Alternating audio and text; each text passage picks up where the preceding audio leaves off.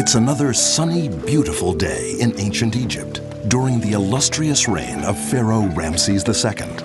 At the bustling dock in Thebes, a boy named Atet is preparing for a great adventure. Wow, I thought today would never come.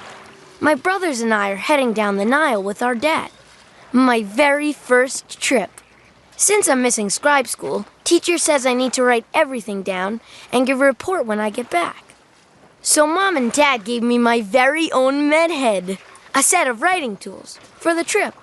It's got reed brushes, a palette, and ink. We always use red and black ink in Egypt. I'm not sure why, but it reminds me of our red and black lands. Most of Egypt is like this, hot and dry. It's pretty easy to see why we call it Deshret, the Red Land.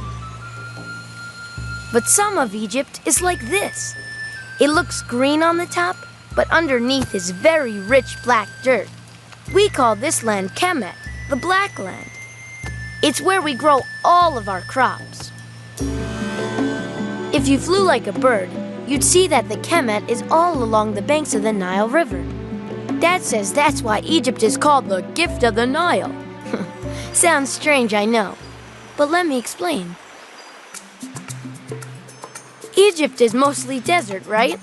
But look, here, flowing through the whole length of the country, is the Nile River. It starts in the lands far to the south and travels nearly 4,000 miles to the sea up north. Everything in Egypt happens along the Nile.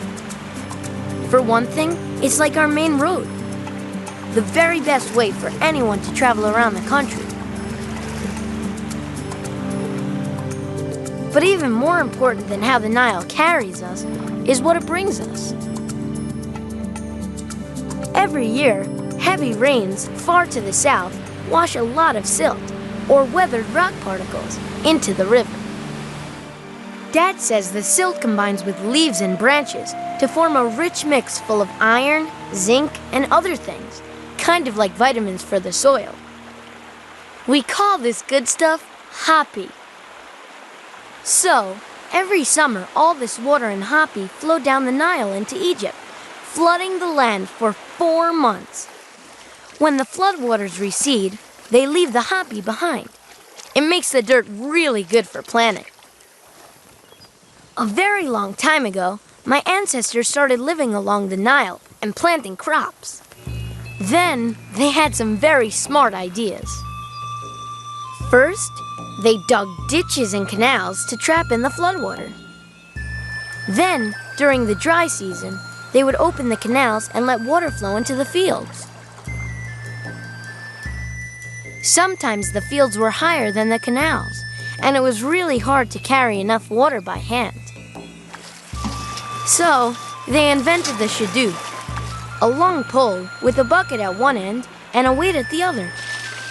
It makes lifting heavy water a lot easier. Delivering water to crops is called irrigation.